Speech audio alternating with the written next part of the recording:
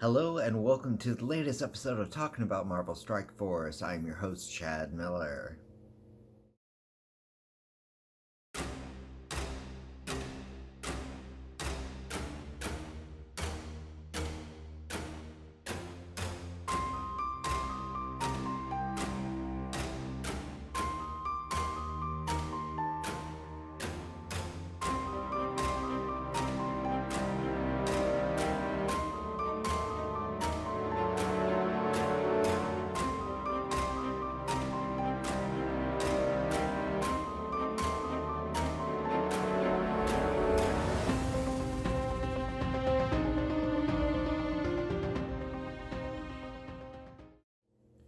So this episode is a lot of fun because I happen to recruit two characters back to back.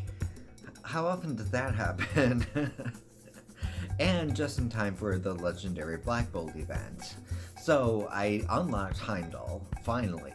It took so long, it felt like it was going to take forever, and in one fell swoop I also happened to acquire Hela at the same time. What? So the only character I'm really missing to advance in the Black Bolt Legendary event is Sif. So I'm still working my way toward getting her.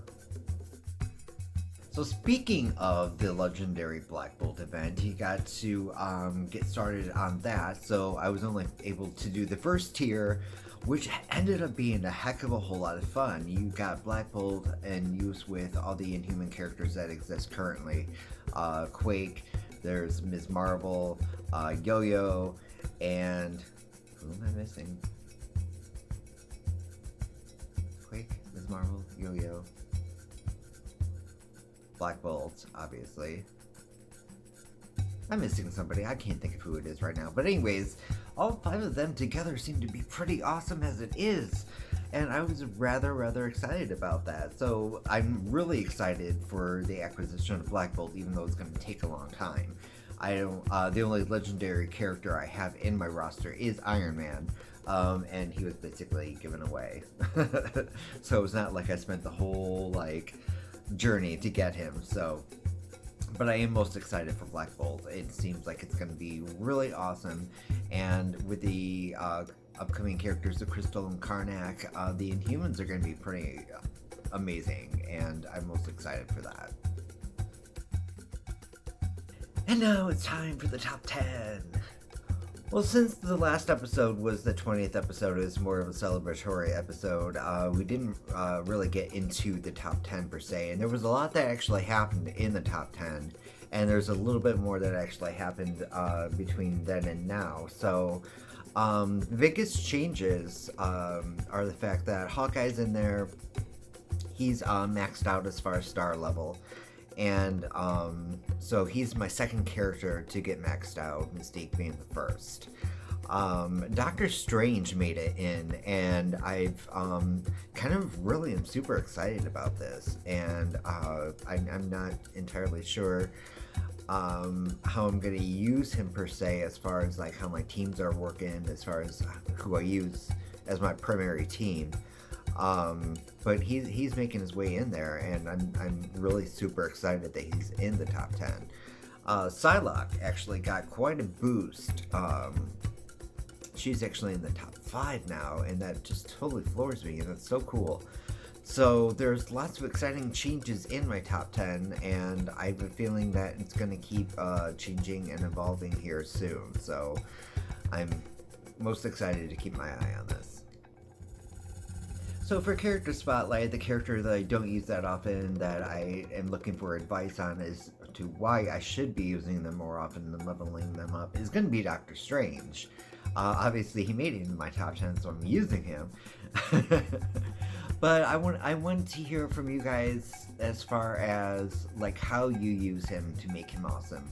We all know that his ultimate power includes healing and possible revival of a character.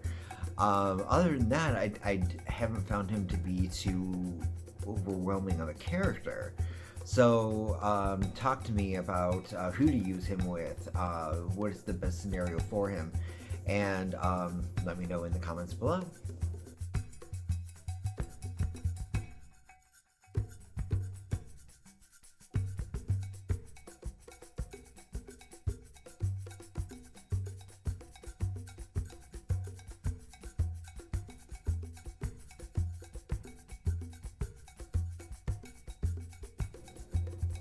Now, as far as the new character that I would like to see introduced, I've been thinking a little bit more about actual gameplay instead of just throwing characters into the game that I would love to see, even though all the suggestions that I've made thus far I really want to see.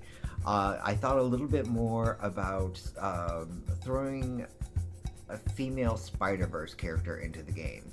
And there's quite a bit to choose from, and I have a feeling that whoever that first female is going to be Spider-Gwen. And yawn, okay? I mean, no offense to Spider-Gwen fans out in the world. She's a very popular character. However, I think there is at least one character with two variants that I think would be awesome in the game. And it would not only give a chance to